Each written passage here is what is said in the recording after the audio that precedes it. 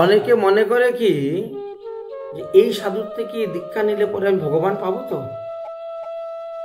ওই গোসাইর থেকে দীক্ষা নিলে পরে আমি উদ্ধার হব তো। আরে ভগবান পাওয়া উদ্ধার হওয়া তো তোমার উপর নির্ভর করবে। তুমি সাধন করবে, ভজন করবে, তুমি ভগবান পাবে, উদ্ধার হবে। এখানে তো গুরু কোনো কিছু নেই, ভূমিকা নেই।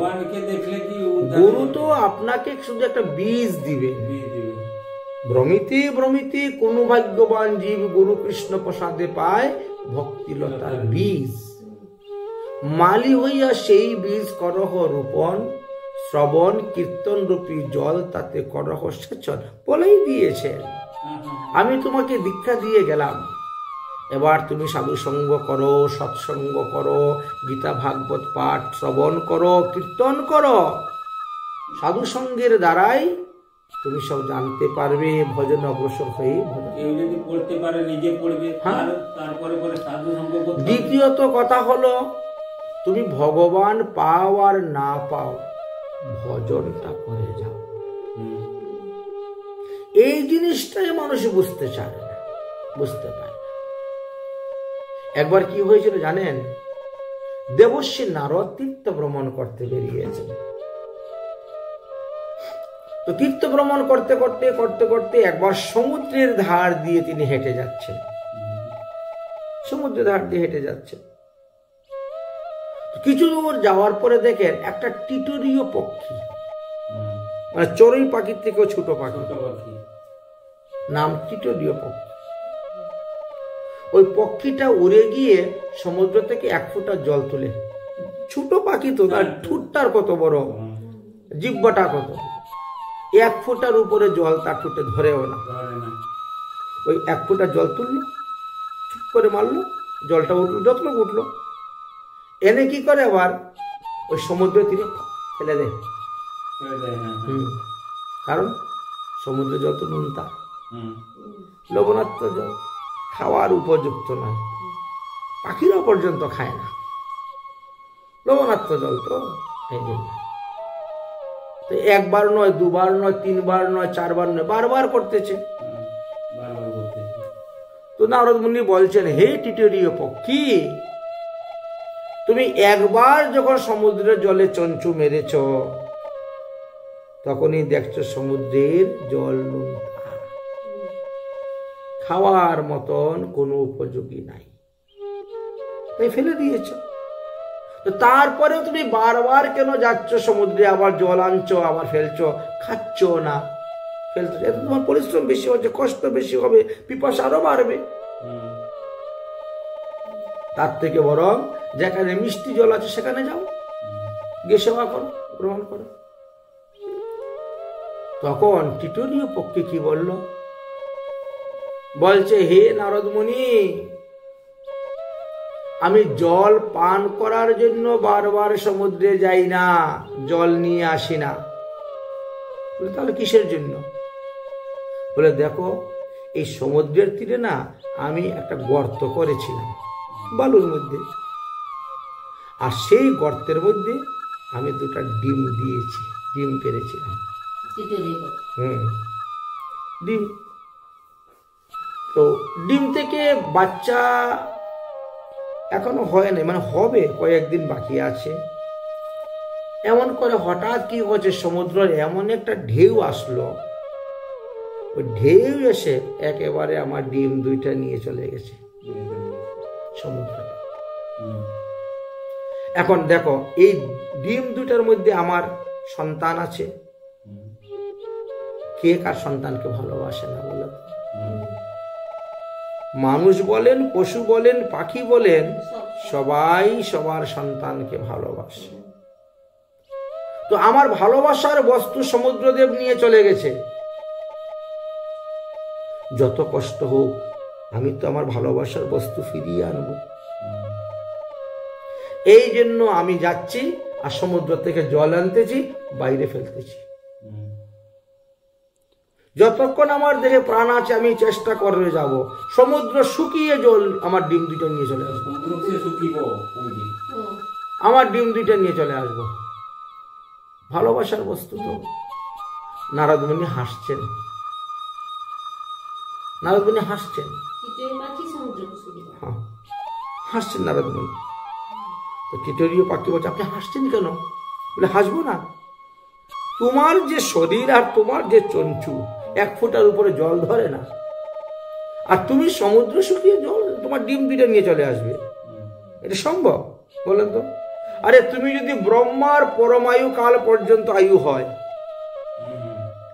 তথাপিও তুমি সমুদ্র শুকিয়ে ডিম আনতে পারবে না।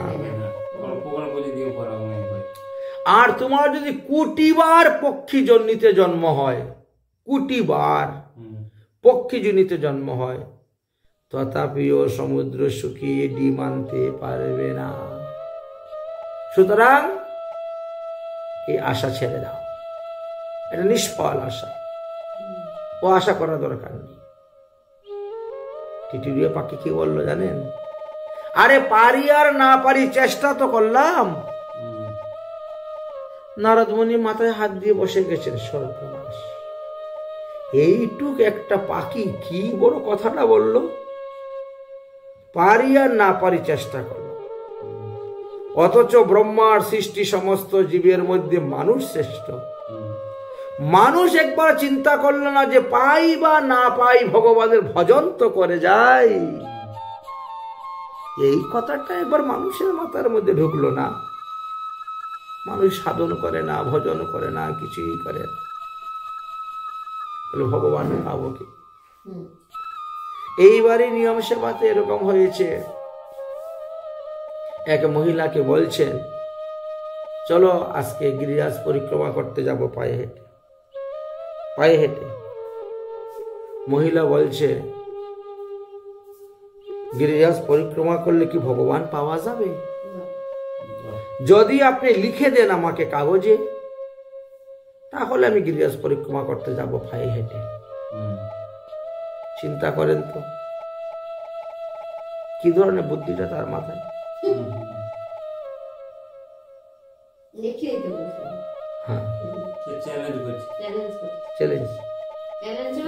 আর শাস্ত্র বলছে, বাবা তুমি পাও আর না পাও, তুমি ভজন করে যাও। দেখেছেন, সাধারণ মানুষের মধ্যে এই বুদ্ধিটা নেই, অথচ একটা পাখির মধ্যে এমন বুদ্ধি। নারদ মুনি 7 পা চিন্তা করে করে করে করে হাঁটছেন। হাঁটতে হাঁটতে তিনি ভাবলেন যে যাই একটু বৈকুণ্ঠে নারায়ণের সঙ্গে দেখা করে আসি। নারায়ণকে গিয়ে বলবো যে তোমার সৃষ্টি জীবের মধ্যে কার মধ্যে কেমন চেতনা দিয়েছ। বৈকুণ্ঠে গিয়ে উপস্থিত, বৈকুণ্ঠে গিয়ে নারায়ণকে দণ্ডবত প্রণাম করছেন। নারায়ণ বলছেন, দেবর্ষি নারদ, কোথায় কোথায় ভ্রমণ করে আসলে, পৃথিবীতে গিয়ে কোন কোন তীর্থ ভ্রমণ করে আসলে, কোথায় কি দেখলে? তখন নারদ মুনি গল্পটা শুরু করেছে। আজকে সমুদ্রের তীরে এই রকম এক অপূর্ব কথা শুনলাম এক পাখির মুখে। তার ভালোবাসার বস্তু, তার সন্তান, তার ডিম 2টাকে সমুদ্র দিয়ে ভাসিয়ে নিয়ে চলে গেছে বলে সে সমুদ্র শুকিয়ে তার ভালোবাসার বস্তু ফিরিয়ে আনবে। তুমি কি বলছো? আমি বলছি 1 কোটি বার পক্ষীজনী হলেও হবে না, আর ব্রহ্মার পরমায়ু কাল পর্যন্ত যদি তোমার আয়ু বৃদ্ধি হয় তাও পারবে না। ভগবান তখন হাসছে, তাই বলছো? বলে হ্যাঁ তাই বলছো, তাই তো বিচারে তো তাই আসে। আচ্ছা, নারায়ণ তখন গরুর পাখির দিকে তাকাচ্ছেন। হে গরুর পাখি, দেখো তুমিও একটা পাখি আর ও একটা পাখি, তুমি হলে পাখির মধ্যে রাজা, গরুর পাখি, তুমি হলে মহান আর এ হলো ক্ষুদ্র। মহান ব্যক্তি যদি ক্ষুদ্র ব্যক্তিকে কৃপা করে তাহলে কিন্তু তার কাজ হয়ে যায় না, আসে, ঠিক না? অতএব গরুর পাখি যাও, তুমি একটু কৃপা করো তাকে। সঙ্গে সঙ্গে গরুর পাখি উড়ে চলে আসলেন।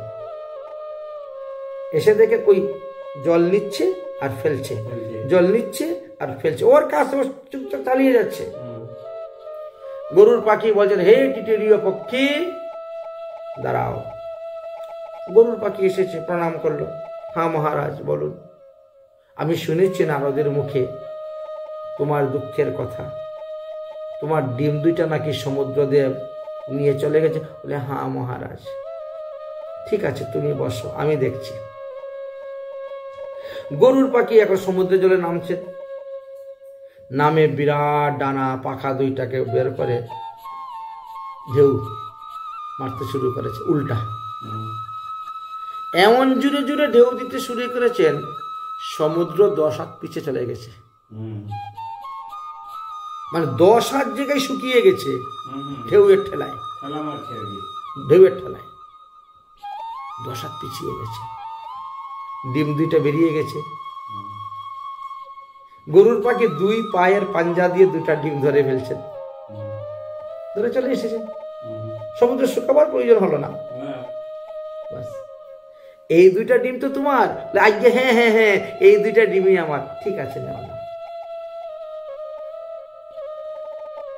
নারায়ণ তখন দেবর্ষি নারদকে বলেন, কি ব্যাপার দেবর্ষি নারদ,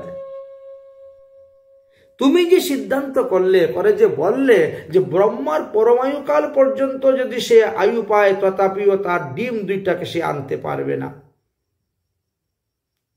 কোটি জন্ম যদি তার পক্ষীজনী হয় তথাপিও সে তার ডিম 2টাকে ফেরত আনতে পারবে না।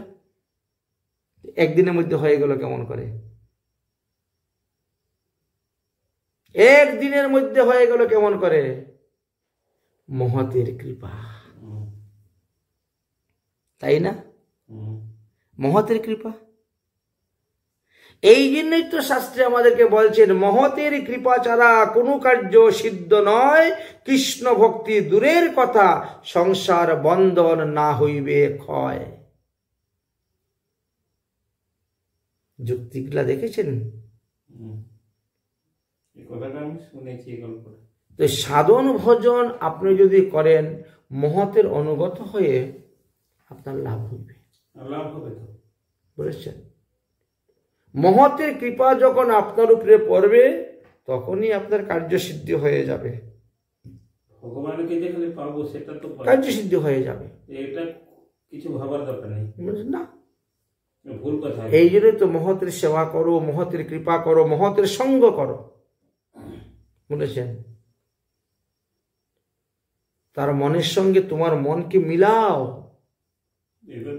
তার মতন কাজ করে যাও, কর্ম করে যাও, তাহলে আপনি অবশ্যই পাবেন, অবশ্যই পাবেন। এক জন্মই হবে, এই জন্মই হবে। এই 4 লক্ষবার মনুষ্য জন্ম নিয়ে আসতে হবে এমন কোনো কথা তো নয়। ভরত, জড় ভরত জীবনী আছে, উনি 3 জন্মে ভগবান পেয়ে গেলেন, 3 জন্মে ভগবান পেয়ে গেলেন। তো ঠিক তেমনি ভাবে মহতের কৃপা হলে আমাদেরও অসাধ্য বস্তু সাধ্য হয়ে যাবে, অপ্রাপ্য বস্তু আমরা প্রাপ্য লাভ করতে পারব। এই জন্য তো মহৎ সেবা, মহৎ সঙ্গ, মহিমার কথা ভাগবতে বর্ণন করে গিয়েছেন।